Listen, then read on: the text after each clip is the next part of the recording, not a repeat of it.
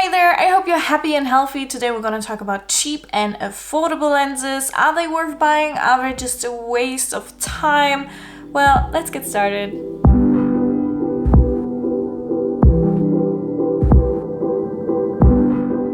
So this is the worst. Then we have the one that I really like and another one that I really like. Hi, I'm Natalie Podana, and just like you, I don't want to spend all of my money on lenses, and the reality is that I actually can't. If I had a lot of money, I would probably spend all of it on gear and cameras and stuff, but yeah, you know how that feels. So basically, I bought some lenses for my Canon 77D. I own two of those for almost a year and another for a few months now. So yeah, I'm gonna give you a little bit of a review if it's worth buying them or not. And yeah, let's dive right into it. So the first lens I want to talk about is this one. It's an 85mm 1.8 aperture lens from Newer. It's called Newer Telephoto Lens on Amazon and costs around 92 euros, so it's quite cheap.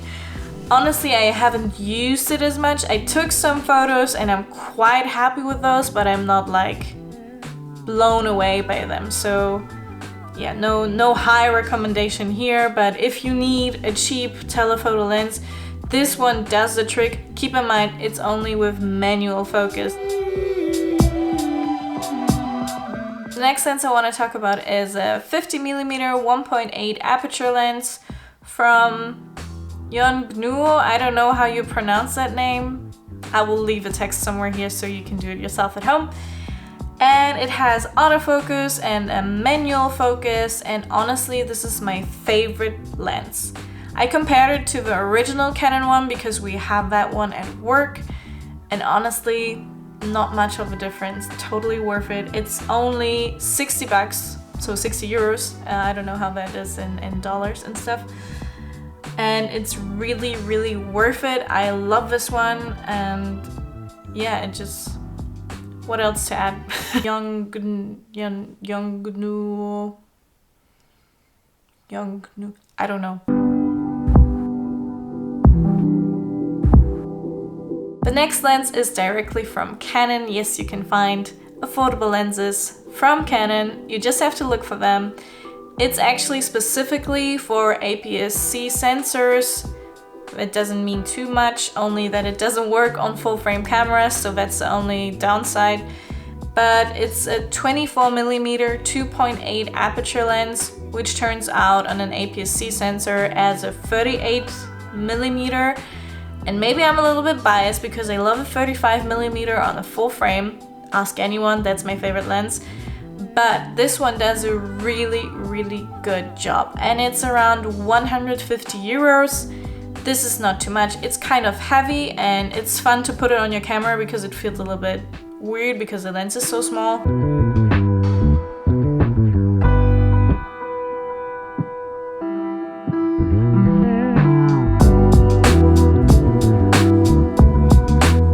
I have one honorable mention, which would be the kit lens. I feel like a lot of people forsake this one after a couple of weeks and do not ever touch it again, but it's still a good lens. It has 18 to 55mm, it has a stabilizer, which is great for filmmaking, and obviously autofocus, manual focus, and you know, it's just a little bit more dependent on good lighting, but it's still a good lens. So don't forsake it, take it with you.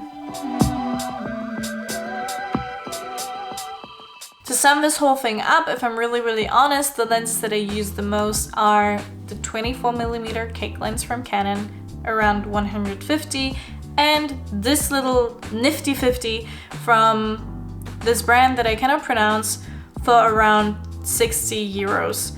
So basically for 210 euros, you have a very, very good starting point to take pictures from different kind of focal lengths.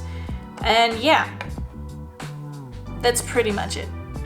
So sitting here, I'm asking myself, why do I love those lenses so much? And basically because they do their job. So I put them on and I know that they will function. I don't have to worry about anything.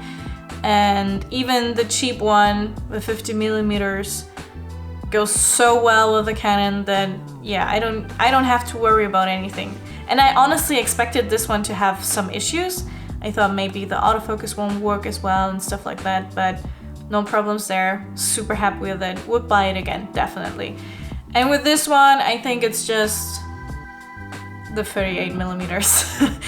To be honest, I love 35 and 38 is the closest I can come with my Canon 77D, so I think that's the whole story.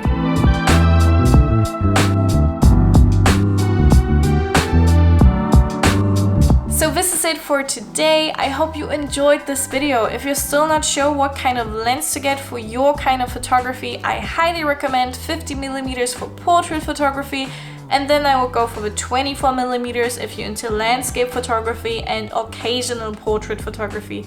If you have any questions left, leave me a comment. Feel free to subscribe. I will post more of those things on my channel. And thank you for watching and have a wonderful day.